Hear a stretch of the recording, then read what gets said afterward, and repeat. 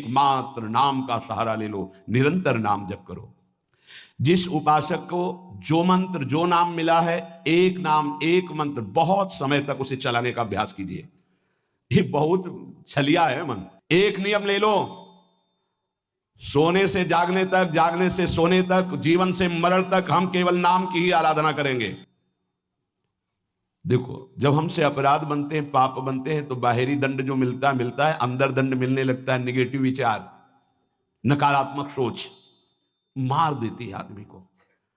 आप लोग समझिए, आपके पाप को कोई नहीं जानता है, तो ये मत समझो कि हम आगे बढ़ते चले जाएं पाप मार्ग में।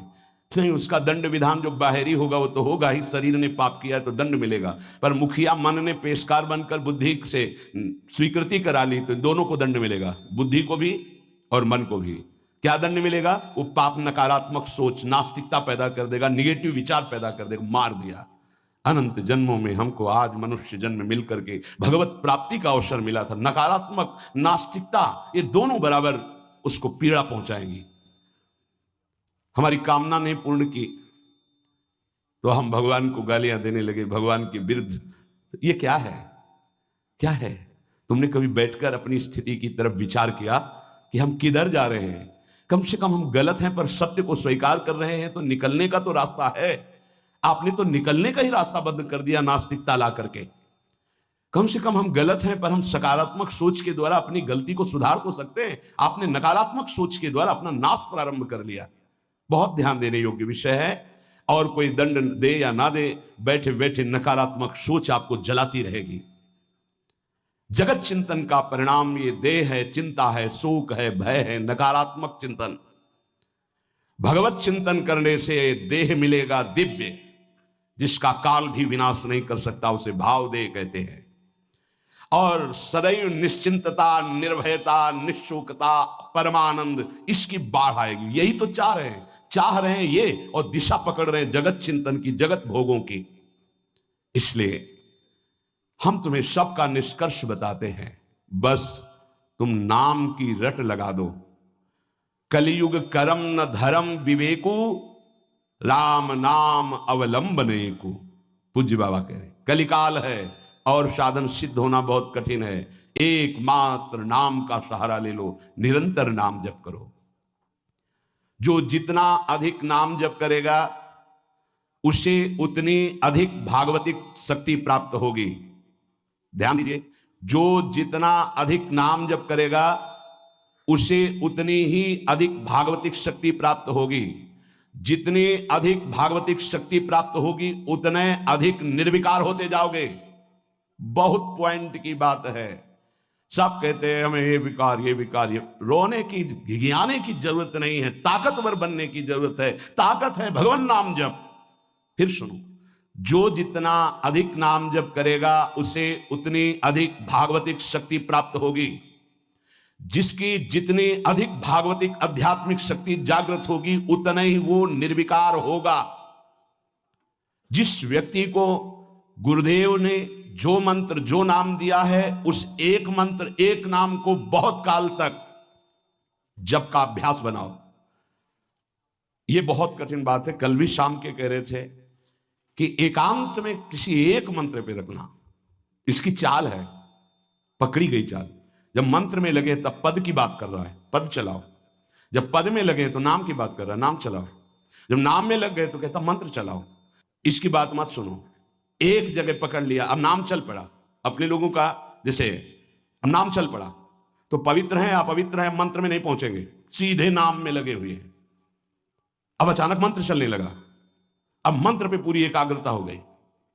पद चलने लगा तो पद पे पूरी भाग तो कहां भागेगा, आना पड़ेगा इसी घेरे में। मंत्र चल रहा है, वो श्रद्धा कर रहा है, इस समय पद गाओ, इस समय पद में चलो।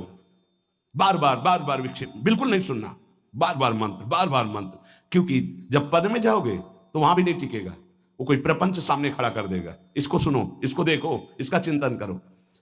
माला ले लिए, चलो पार्क में टहल कर रहेंगे, गली में टहलते, बालकनी में खड़े हो जाते हैं, पूरी एकाग्रता रहेगी। हाँ, फंसाएगा किसी चित्र में, चिंतन में फंसाएगा। बहुत साधक को सावधानी की जरूरत है। जिस उपासक को जो मंत्र जो नाम मिला है एक नाम एक मंत्र बहुत समय तक उसे चलाने का अभ्यास कीजिए। ये बहुत छलिया है मन। ये तो मंत्र तो इतना जप ही लिए हो ना, अब राधा नाम जपते हैं। हाँ बात तो सही तुम्हारी, तो चलो राधा राधा राधा राधा राधा शुरू किया, अब वो और जगह ले जाएगा। इसका मतलब इसकी सलाह सत से सत, पहले सत से सत और फिर सत से असत में ले जाएगी। इसका मतलब जहां में लग गए वहां में लगना चाहिए, इसकी सलाह नहीं माननी चाहिए। ये बहुत सलाहें देता है, सलाह देना इसकी स्वभाव प्रवृत्ति संकल्प विकल्प, इसी को रोकना है। उपासक पकड़ पाओ तो बहुत लाभ प्राप्त होगा। सब इस समय हमें यह नहीं देखना कि मानसिक से कितना लाभ है, उपांशु से कितना, ये सब बातें मत देखो। अरे वाचिक से 10 गुना उपांशु, उपांशु से 100 गुना मानसिक, ये गुना उना हमें नहीं चाहिए। इस समय हमें भगवदाकार वृत्ति करनी है। हमें कोई लाभ हो हानि हो गुना से मतलब नहीं है। वहां जपने से इतना लाभ, वहां जपने, हमारा केवल लक्ष्य है प्रभु का स्मरण। पकड़ो बात। अब वो अगर मानसिक नहीं हो रहा तो उपांशु आते हैं, उपांशु नहीं हो रहा तो हम वाचिक आते हैं, वाचिक नहीं हो तो हम कीर्तन करते हैं। छोड़ेंगे नहीं, तुम्हें बख्शेंगे नहीं। अनन्य चेता सततम, हमें सतत अनन्य चित्त को अपने आराध्य देव में जोड़ना है। जिस उपासक में भोगों की त्याग वृत्ति अधिक है वो बहुत जल्दी सिद्ध होता है। पकड़ो, जो पुरुषार्थ तो करता है पर साथ में भोगों को भी भोगता है, उसकी आसक्ति भजन में नहीं हो पाती, वो आगे नहीं बढ़ पाएगा जब तक वो अपनी वृत्ति को सुधारेगा नहीं। जो तत्व ज्ञान प्राप्त करना चाहता है या प्रेम प्राप्त करना चाहता है, उसको चाहिए कि सदगुरु की अधीनता स्वीकार कर ले, क्योंकि बिना सदगुरु की अधीनता के उसे परिपक्व अवस्था प्राप्त नहीं होगी। जो सदगुरु बतावे नियम दे उनका अक्षरशः पालन करे। जब सदगुरु की कृपा से अधिक जप होने लगता है तो शरीर के परमाणु नामाकार मंत्राकार हो जाते हैं। जैसे आपको सत्संग में याद हो बताया कि पूज्य बाबा श्रीधर जी के जब चरण चापने 8 बजे रात्रि के जाते थे तो चरण स्पर्श करते ही ऐसा लगता मशीन फिट हो गई हृदय में, मंत्र ऐसे चलने लगता। तो अधिक समय बाबा की समीपता में बिताने की कोशिश करते, पर वो जब एकदम भाव में डूब जाते तो अपने लोग छोड़ के चल देते थे, विक्षेप ना पहुंचे उनको। बड़ी उत्तम अवस्था पूज्य बाबा की, बड़ी उत्तम अवस्था। भजन और दैन्यता ये 2 जीवन में उनके बहुत जोर की थी। कहीं कोई किसी भी तरह का अभिमान नहीं, और दैन्यता की मूर्ति और भजन के तो इतने भूखे कि रात दिन करने पर जो वैष्णव जाए उससे यही भिक्षा मांगते थे, राधा रानी से प्रार्थना कर दो कि थोड़ा भजन बन जाए। यहां थोड़ा भी भजन नहीं बनता और हम कहते हैं भजनानंदी, और वो भजनानंदी और वो कह रहे हैं कि थोड़ा भजन बन जाए। क्या भजन से प्रीति है उनकी। अधिक जप करने से शरीर के परमाणु मंत्राकार नामाकार हो जाते हैं। बड़ा प्रभाव है महापुरुषों के स्पर्श का। जीवन भर के लिए बात समझ में आ गई कि महापुरुषों का शरीर पांच भौतिक नहीं होता, वो दिखाई देता है भजन और लीला चिंतन के प्रभाव से दिव्य लीला में हो जाता है। अधिक जप करने से शरीर के परमाणु मंत्राकार हो जाते हैं, नामाकार हो जाते हैं। सच्ची हम जीते ही उनकी चरण रज से, उच्छिष्टामृत से, उनकी करुणा कृपा से ही हमारा जीवन है, चाहे परमार्थ में चाहे स्वार्थ में, गुरुदेव की कृपा से ही। जो नाम है इसमें सूची असुचि, पवित्रता पवित्रता, समय कुसमय, स्थान कुस्थान, इसका कोई विचार नहीं है।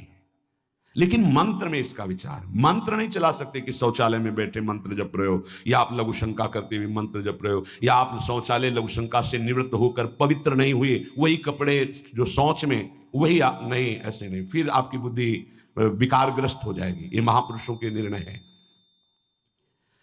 जो नाम जप करता है, भगवान नाम कीर्तन करता है, तो उसमें निश्चित भाव जागरण होता है। पर हमारी प्रार्थना है, निवेदन है, पूज्य बाबा कह रहे असलियत में जब तक तुम्हारे अंदर कोई भाव तुम्हें बेशुद्ध ना कर दे तब तक कोई नाटक मत करना।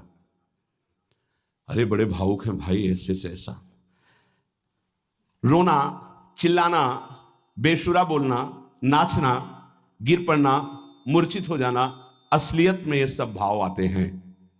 जब अधिक नाम जब नाम कीर्तन तो ये सब जागृत होता है।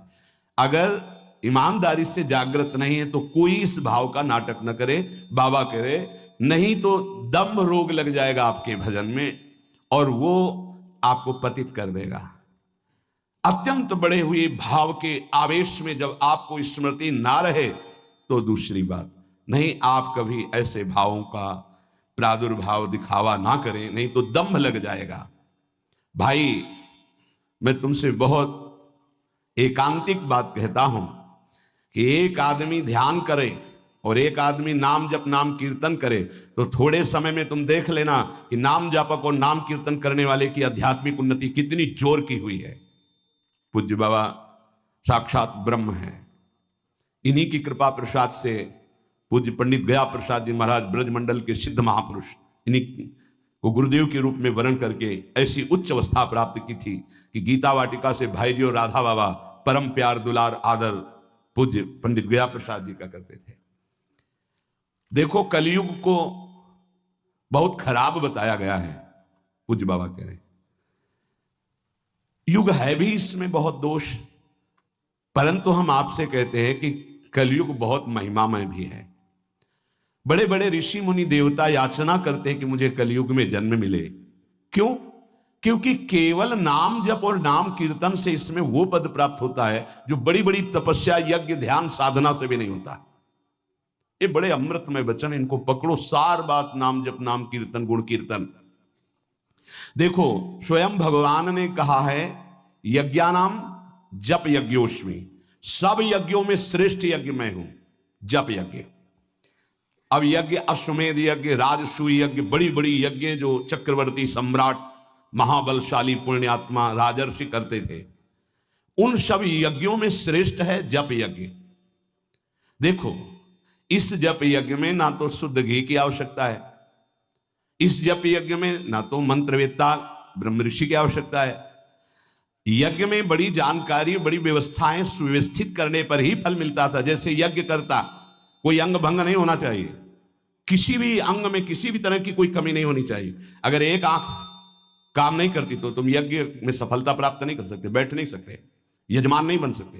कोई भी रोग, कुष्ठी रोग, विधुर, अविवाहित, कई तरह की शर्तें, फिर मंत्रविद्ता ब्रह्म ऋषि का मिलना, फिर यज्ञ की सामग्री, फिर सम्यक रूप से निर्विघ्न यज्ञ हो जाए तब उसका फल, और वो भी स्वर्ग आदि अन्य लोग। सब यज्ञों में श्रेष्ठ ये जप यज्ञ है। इसे बालक भी कर सकता है, बूढ़ा भी कर सकता है, स्त्री भी कर सकता, कोई भी कर सकता है, बिना पढ़े लिखे कोई भी हो। राधा राधा जपने के लिए कौन सी विद्या पढ़ने की? ये परा विद्या है, ये आ गई तो सब विद्याएं जागृत हो जाएंगी। जो ब्रह्म विद्या, तत्व ज्ञान या प्रेम का रहस्य, ये सब जागृत हो, ये परा विद्या है राधा नाम। सबका अधिकार है नाम जप में। मैं अपना अनुभव कहता हूं, पूज्य पादुड़िया बाबा जी का अनुभव, केवल नाम जप और जितेंद्रियता से सब कुछ प्राप्त हो जाएगा। पूज्य भाई जी का मैं अपना प्रथम और अंतिम अनुभव कहता हूं कि एक नाम जप का तुम नियम लो, निर्वाह करेंगे भगवान, और तुम्हें निश्चित भगवत प्राप्ति होगी। भाई जी का अनुभव। पूज्यपाद उड़िया बाबा, मैं अपना अनुभव कहता हूं कि नाम जप और जितेंद्रियता से सब कुछ हो जाएगा। जितेंद्रियता बाद में बोली है, बहुत सही। नाम जप तुम करो, जितेंद्रियता नाम जप प्रदान करेगा। पीछे ध्यान दीजिए, अभी सत्संग में कहा गया जो जितना अधिक नाम जप करेगा उसमें उतनी अधिक भागवतिक शक्ति आएगी, जिसमें जितनी अधिक भागवतिक शक्ति आएगी वो उतने निर्विकार होता जाएगा। समझ रहे? नाम जप और जितेंद्रियता से सब कुछ हो जाएगा। तत्व ज्ञान, प्रेम, ये कलयुगी जीवों की समझ में आने वाला नहीं। नाम जप करो, तत्व ज्ञान भी हो जाएगा, प्रेम भी प्राप्त हो जाएगा। क्योंकि नाम जप से बहुत जल्दी हृदय पवित्र होता है, और पवित्र हृदय में तत्व ज्ञान और प्रेम प्रकाशित होता है। सबसे कठिन चीज, सबसे कठिन साधना बाबा क्या है? नाम जप। बुद्धि को पावन करने वाला, मन को शांत करने वाला, भगवत प्राप्ति कराने में समर्थ है नाम जप, मंत्र जप। बहुत अच्छा उपासक हो जाएगा जो नाम जप मंत्र में अपनी आसक्ति कर ले। जिस दिन हमारी नाम जप में आसक्ति हो गई, उसी दिन कोई भी पद दुर्लभ नहीं रहेगा, सब प्राप्त हो जाएगा। देखो जी ऐसो राम नाम रस खान, मूर्ख या को मरम न जाने, या को पीवे चतुर सुजान।